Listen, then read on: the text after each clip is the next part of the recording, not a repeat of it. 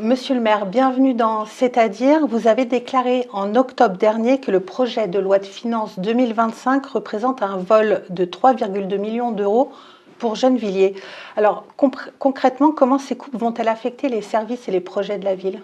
Alors c'est au moins 3,2 millions d'euros parce que le projet de loi de finances n'est pas voté et 3,2 millions c'est un minimum, ça peut aller jusqu'à 6 voire 8 millions de prix dans nos caisses, soit par des hausses de dépenses, soit et surtout par des baisses de recettes. Alors comment ça peut affecter le budget de notre ville, c'est pas encore déterminé puisqu'on est en train d'y travailler. On était en train d'élaborer notre budget quand cette annonce a été faite. Et donc, aux économies que l'on faisait auparavant, il faut qu'on rajoute cette baisse drastique de moyens. Le choix qu'on a fait, c'est que ça ne repose pas totalement sur les habitants de Gennevilliers. Et donc, nous allons pour une part dégrader notre épargne pour absorber et amortir le choc et de faire en sorte qu'on ne s'engage pas sur des trop hausses augmentations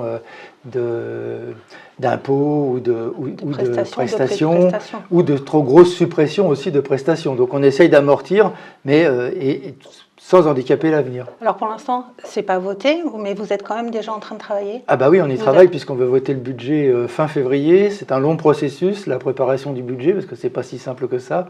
Et donc nous sommes en train de travailler sur cet axe-là, cette orientation-là, faire peser sur notre épargne une part, la moitié d'ailleurs, de ce qu'il faut financer, et le reste certainement en recherche de suppression d'activités, d'économie de coûts et d'augmentation de recettes. Pour l'instant, vous ne savez pas encore quelles activités? Pour l'instant, non, pas du tout. Alors depuis 2017, vous mentionnez une perte de recettes cumulées de 10 millions d'euros pour Gennevilliers. Alors comment la ville a-t-elle pu compenser ces pertes jusqu'à maintenant?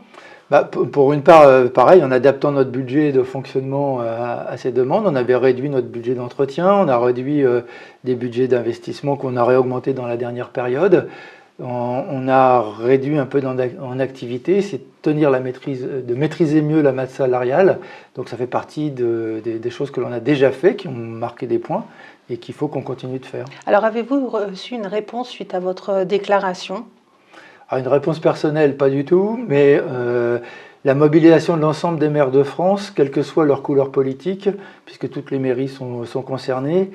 Et il faut dire qu'on nous demande, on pique dans nos caisses pour résorber le déficit de l'État, alors que les collectivités locales n'ont jamais augmenté leur déficit et qu'on est à un niveau normal, je dirais, d'endettement qui permet d'agir.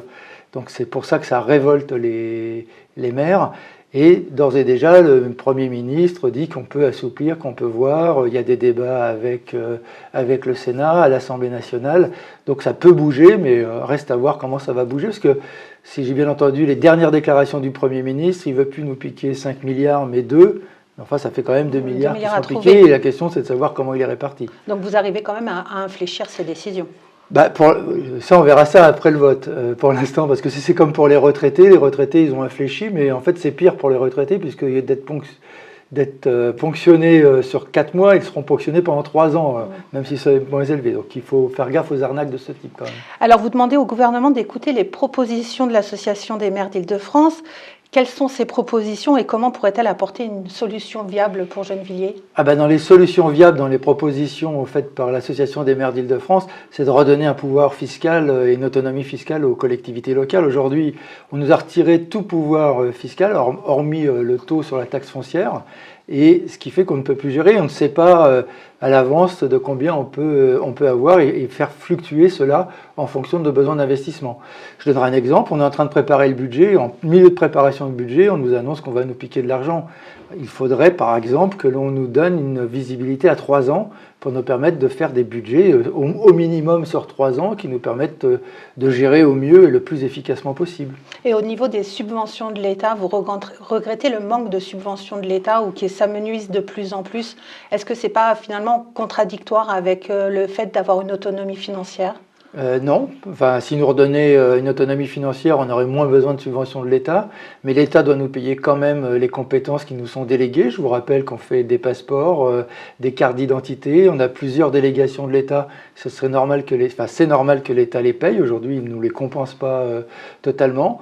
Quand l'État prend des dispositions, nous retirons la taxe sur les entreprises Aujourd'hui, on a des zones d'activité économique, on est obligé de refaire les routes, les trottoirs, d'étudier des tas de choses, ça nous coûte de l'argent et nous n'avons plus aucun revenu de la part de l'économie, hormis la taxe sur le foncier.